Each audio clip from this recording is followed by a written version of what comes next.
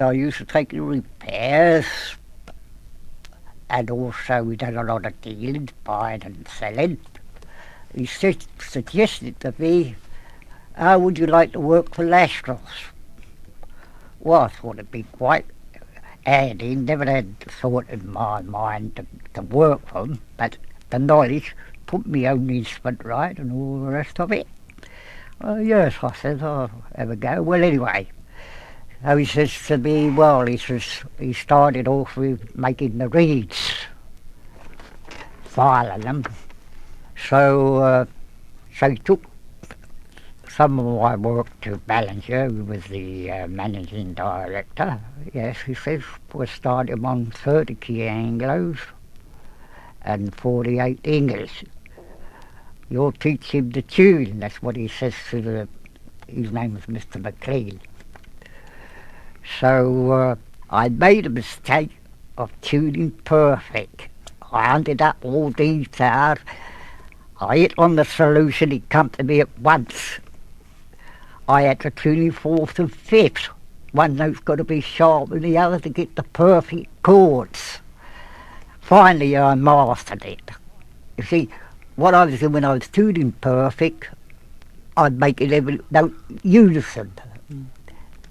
It goes back to the old times when they called it unequal temperament. Well, us tuners, they couldn't have separate rooms of tuners because they had their own separate little workshop.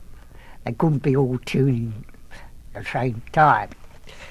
Well, we had outside tuners. I was an outside tuner. Simply, I went there to get the pan boards, and also I always gave you a test concertina. So when you done them, you took them back and they would put straight back into the new instrument. They used to do ordinary fret work, you know, but they had specialists who done all this high class fret work. Only one man done that. Well, as I've said, it was the same with the Jeffrey brothers. A lot of fiddling went on. Well, that went on with Blacksross. And the man who I know became a lifelong pal, he knew all what was going on, but he wouldn't let on, he was afraid of his job. Anyway, Sanders was unaware of the fact. They didn't renew some of their machines, like dies, for instance, stamping out the note frame perfect. And they do a lot of fiddling about with them, you know, the tuners, to fit the reed. Of course, they want the apertures weren't stamped out true because the dies had worn out. Sometimes there was no wages to be paid out. But anyway, he decided to close the business down. They didn't go broke as a lot of players think. I mean, we had orders from all over. Nobody could compete with Lashels in the quantity they could turn out. 300 a week besides professional instruments. When you come to weigh it up at that time, before 1914, 50 shillings to out to all the likes of me. What they done for a trade, God only knows.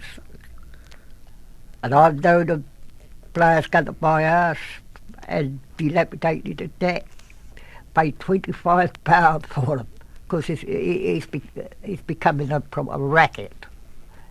They're embarking on the scarcity of them. That's what I say. You see, the accordion really is at its day. And the solution to that is with only more prominence given, people would say it's a new instrument. The style of the playing is absolutely a lot better than it was in my younger days.